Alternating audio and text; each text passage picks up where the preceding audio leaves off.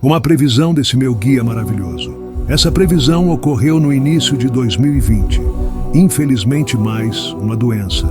Assistam atentamente.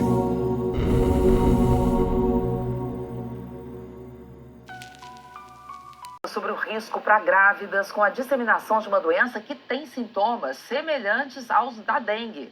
Heraldo Pereira vai explicar para a gente. Heraldo, bom dia. Que doença é essa e que risco é esse, especialmente para as grávidas?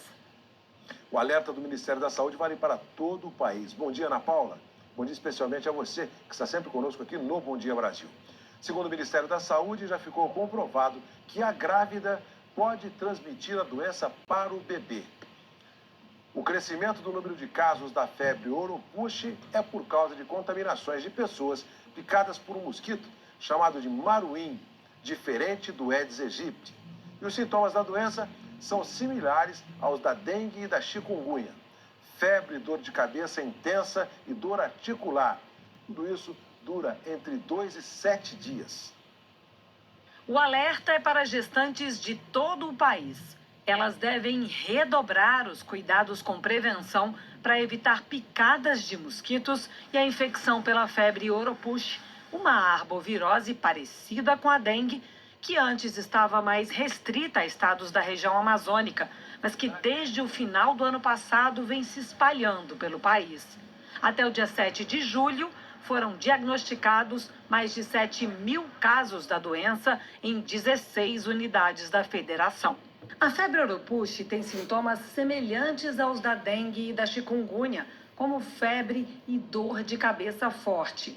Até o ano passado, não havia testes suficientes disponíveis para essa doença em todo o país. Depois que o Ministério da Saúde distribuiu testes para os 32 laboratórios centrais de saúde pública em todos os estados e aqui no Distrito Federal, começaram a ser identificados mais casos. E agora ficou comprovado que a grávida pode transmitir a doença para o bebê. Em nota, o Ministério da Saúde informou que o Instituto Evandro Chagas confirmou a presença do vírus da febre Oropouche em um caso de morte fetal e encontrou anticorpos em 4 casos de microcefalia em bebês. O Ministério advertiu que isso significa que o vírus é passado da gestante para o feto, mas que ainda não é possível afirmar que haja relação entre a infecção por Oropouche e o óbito ou as malformações neurológicas dos bebês. A recomendação para as grávidas é parecida com a que todos devemos ter para evitar as arboviroses, mas com um cuidado maior, já que elas podem transmitir a doença para os bebês que ainda estão em formação.